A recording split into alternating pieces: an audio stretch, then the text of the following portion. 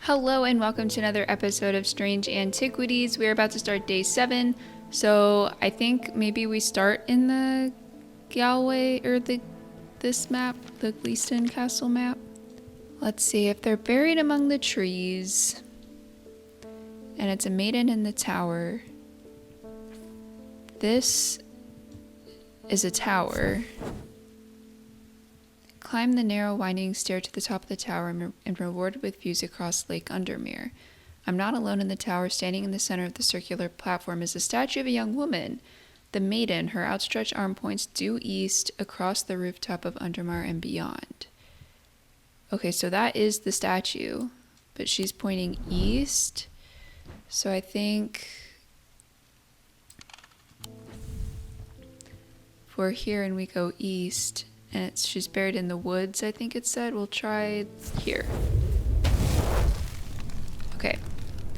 I find what I'm looking for in a small cavity carved into a sturdy oak tree. I look around, half expecting to see someone, but there is nobody there. I take my prize and leave, feeling my mood lifted by the smell of damp moss and the gentle rush of wind through the treetops.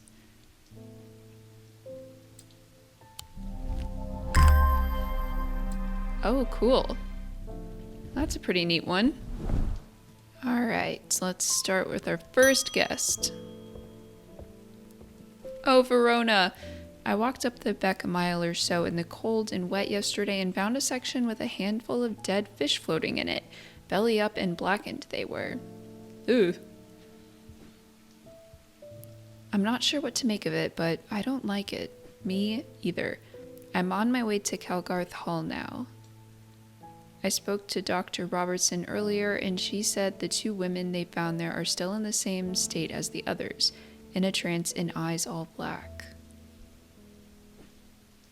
Before I go, Anna Bryant asked me to drop this off. A letter! When we were kids, we used to explore an abandoned house on the lakefront. We'd take a boat out to the northern tip of Naylor Island and row across from there. You know the one I'm talking about, second from the left in the row of 4.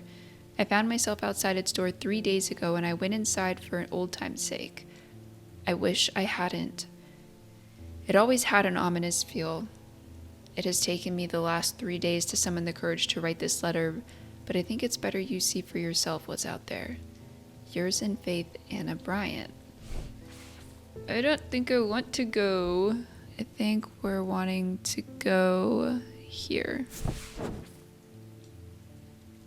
I don't know what exactly I was expecting to find. Anna's letter was quite vague after all, but I certainly wasn't prepared for this.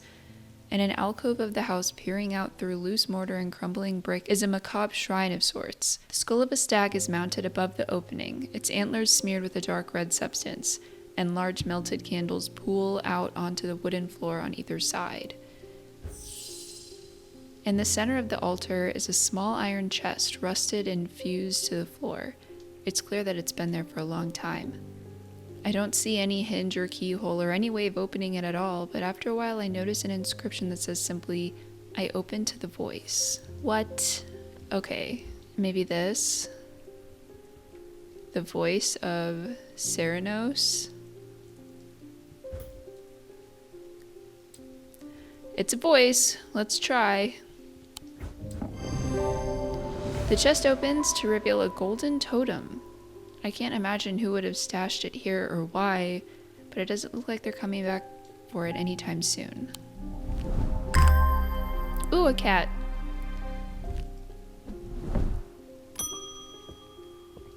Lester. I apologize if this inquisition is an imposition to your disposition. What? Wait, is he going to talk like this the whole time? It's not my intention to bring to your attention a matter of contention. I have an inclination to perform an incantation of flirtation. For your part, a leaden heart of thaumatic art. What? I really enjoyed that. I love rhymes. Okay, these items depict the god Serenos in his non-human form. They are heavier than they look due to the core of lead hidden in a more modest exterior. They are said to kindle romantic interest and are sometimes given as wedding gifts. Okay, made out of clay. Ooh, it's heavy. For clay, that's maybe too heavy. Let's try it.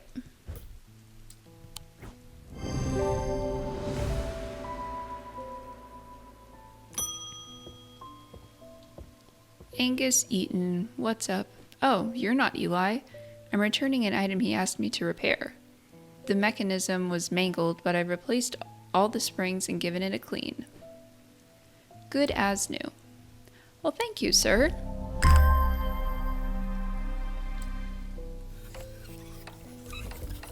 What did I find? What did I find? Ooh, what? Okay, wait.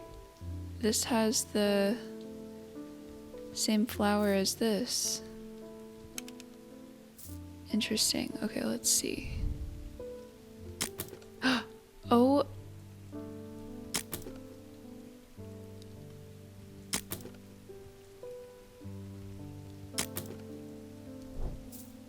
Okay, let's try it now.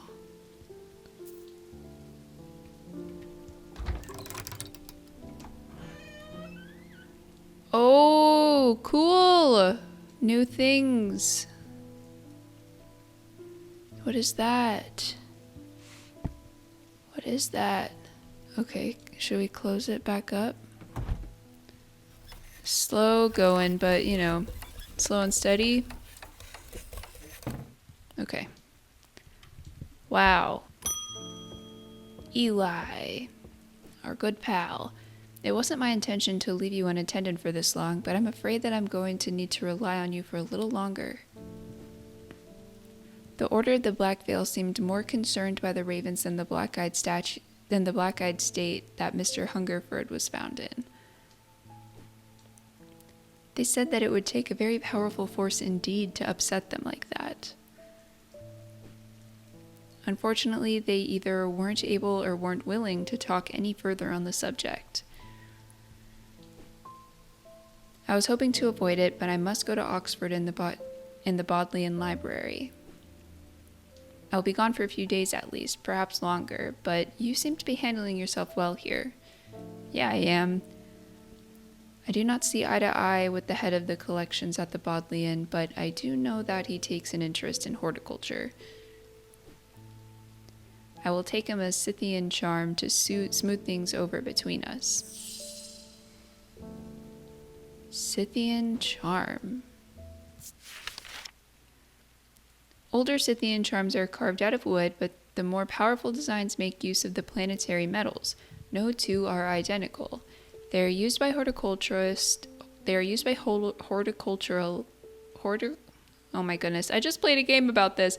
Horticulturists, to encourage stubborn plants to thrive. They change with the weather, usually quite cold, but warm and tingly to the touch while it's raining.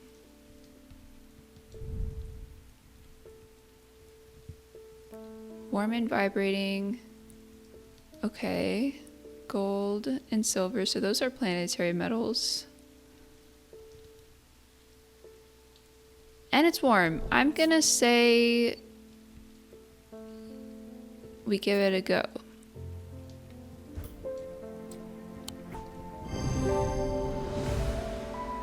All right. Francesca. I am at a loss with these patients. They aren't responding to anything I've tried so far, and I haven't been able to find anything in the literature that fits their symptoms. I'm finding that they become violent if they aren't restrained, and they are always trying to leave. If nothing else, Dranthium tea from a restful mether might get a moment of lucidity out of them, but if you got any ideas, then I'm all ears. Okay, let's look. A mether is a thaumaturgy's link to the inner mind. A hot tea made from the Dranthium plant is drunk from them, taking on different properties depending on the type of mether. This particular type can be used to enter a meditative state and bypass the rush and clutter of consciousness, promoting clarity of thought. Okay, that's a pretty good option. Witches' fingers are said to be the severed digits of the Witch of Undermere. They are capable of inflicting intense pain, but the goal is supposedly purification of the body. A most unpleasant experience, but a last resort that has cured some and finished off others. Oh boy. I'm gonna real quick see what this is all about. On curses!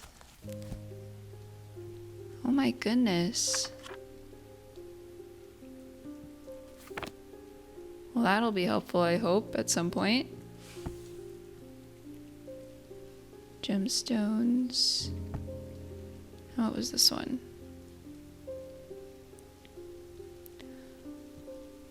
Okay. Well, I usually like to play it pretty safe, but she seems at her last, on her last, like resorts. So maybe going intense with Witch's Fingers is the way to go.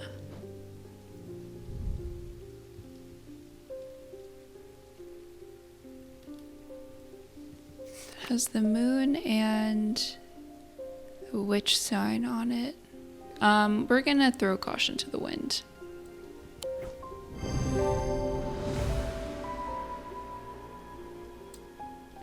Okay, let's hope that didn't do anything wrong.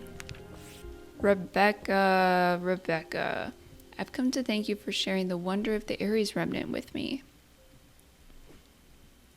It has changed my life. I'm still getting to grips with it, but already I'm feeling my way back to painting again. Thank you. How lovely, we helped. End the day already, really? Well, let's try and get this to go back on the shelf because I'm really struggling. Okay, there we go.